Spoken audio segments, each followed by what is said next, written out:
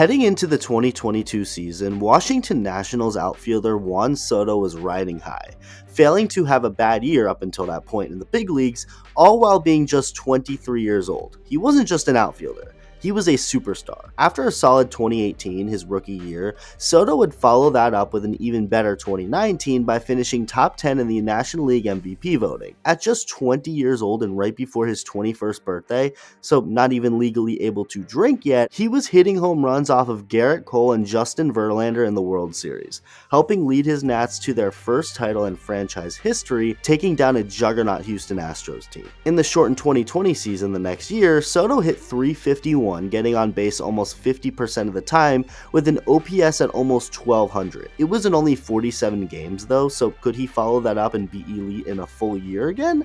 He sure could, hitting over 300 with a .465 on base percentage and an OPS a single point away from 1,000 at 999, connecting for 29 home runs and walking more than anyone in baseball with 145 walks while striking out under 100 times.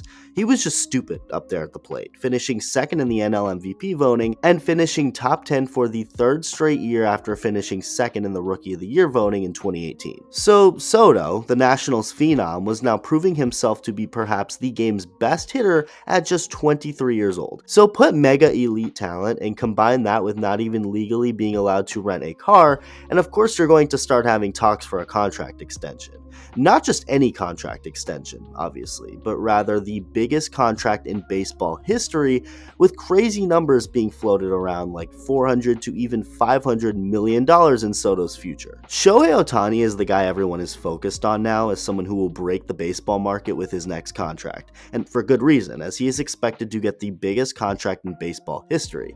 But people forget that Juan Soto was originally expected to get the biggest contract ever. And maybe he still can? He doesn't hit the free agent market until after the 2024 season, compared to Ohtani, who enters it after this season, 2023. So Soto still has time to build the best resume he possibly can before becoming a free agent. But there's no doubt his value has gone down, and you gotta think he potentially might have screwed himself over. But how did we get here? Really quick, but if you enjoy the content, become part of the 30% of viewers who are subscribed to the channel. Thank you. Well, like I said to start off this video, Juan Soto was riding high heading into 2022, because up until that point, he hadn't had a bad season yet. Is so young, I mean, he and his agent Scott Boras had every right to be demanding no less than, say, $400 million from the Nationals for an extension. That became part of the narrative and story surrounding the Nationals that year in 2022, with more rumors starting to heat up in the summer. Meanwhile, on the field, Soto was having a very productive season, but he wasn't quite the same hitter. Instead of hitting in the high 200s or in the 300s, his batting average was in the lower 200s. His on-base percentage was over 400, which is great, and he was hitting some home runs, but overall he wasn't quite the same. That did not stop the Nationals from offering Soto the largest contract in baseball history, though. According to MLB reporter and insider Mark Feinsand, Juan Soto turned down a 15-year contract extension worth $440 million in the summer of 2022, and that offer was actually one that went up a lot from the last one they offered Soto, when they presented a 13-year, $350 million contract extension in the offseason leading up to 2022 that he of course declined. About a month and a half prior to the report of $440 million, Nationals general manager Mike Rizzo stated that they are not trading Juan Soto. But after he rejected the $440 million offer, club officials started to believe they wouldn't be able to keep him, and that's when reports started coming out that they were indeed now open to trading him. Soto himself would go on to say that he preferred to keep everything quiet and made it clear that if anyone wanted to ask anything about a contract, to ask his agent Scott Boras while he can just continue to play baseball.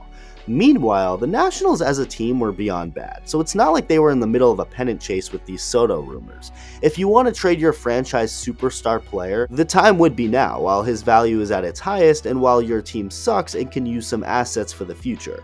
So trade him they did, sending him off to the San Diego Padres just hours before the trade deadline for 6 players, 5 of them being highly touted prospects in one of the biggest blockbuster deals of all time. So, a new beginning now for Juan Soto, across the country in San Diego now with a fun Padres team, one that would, despite finishing 22 games behind the first place Dodgers in the NL West, would clinch a wildcard spot, beat the 101-win Mets before going on to take down those 111-win Dodgers in the NLDS. They'd end up having their season end in heartbreaking fashion to the pennant-winning Phillies, but it was still a fun and memorable year for baseball in San Diego. As for Juan Soto, though, he just was not the same player. In fact, he regressed a whole lot more after the trade. In 101 games with the Nationals last year prior to the trade, Soto hit just 246 but did have an OPS just below 900, which is way above league average. It's great. But ever since he put on that Padres uniform, he's only gone downhill. In 52 games with the Padres from August and on last year, Soto hit just 236 with an OPS below 800, which is very uncharacteristic for Soto. He did have a good on-base percentage over that span with it pushing 400, but the power just completely went out as he only connected for 6 home runs after hitting 21 with the Nats. Now granted, again, he played about 50 more games with the Nationals last year than with the Padres, but 6 home runs in 52 games is a real decline in power for Juan Soto. In 12 postseason games, he wasn't great either. Other than hitting 2 home runs, he didn't do much at the plate, hitting 239 with an OPS in the low 700s, which again is just not Juan Soto-like.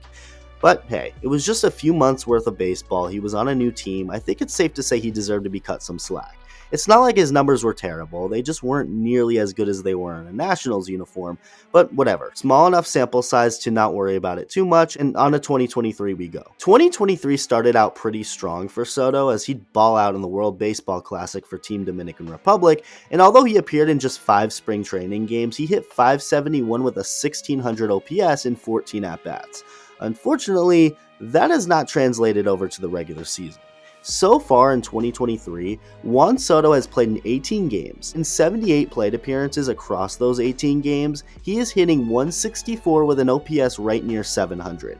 His OPS plus is 98, and with 100 being league average, Soto is of course a below average hitter right now in 2023. He's walked a ton, that is what's helped him stay somewhat productive. Like he's not totally been useless up there at the plate. The plate discipline and talent of working the count hasn't seemed to go anywhere, but what has seemed to go somewhere is the production he gets when he swings the bat. He has 17 walks this year so far in those 18 games, yet has only 10 hits.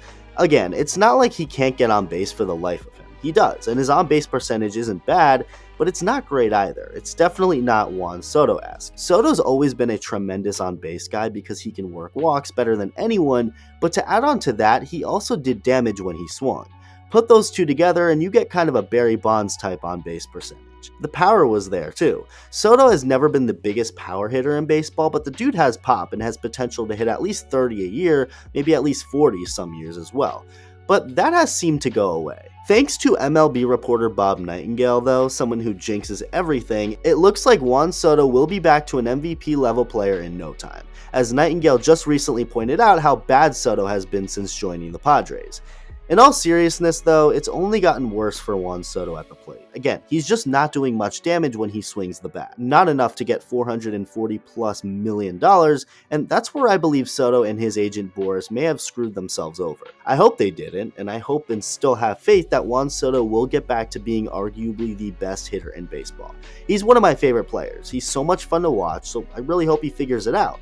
But the question does need to be asked if Soto cost himself millions of dollars. His value has most certainly gone down since he was offered $440 million. I don't know what the biggest number is now that Soto could get with the Padres, but it sure is not $440 million. Now, don't get it wrong, his value could climb back up to that much and maybe even more, but in order to do that, he'll have to get back to what he once was, and as of right now, he couldn't be any further from that. Soto's got time though. Like I said earlier, he doesn't become a free agent and have the ability to sign with any team in the league until after next season. So he still has a year and a half left to play with the Padres to try and build up his value again. A value that has of course dropped. Again, I'm rooting for Juan Soto. We all should be rooting for Juan Soto. But as of right now, him turning down $440 million over the course of 15 years with the Washington Nationals does not look like the right move. Let me know what you think. Thank you for watching, and I'll see you in the next video.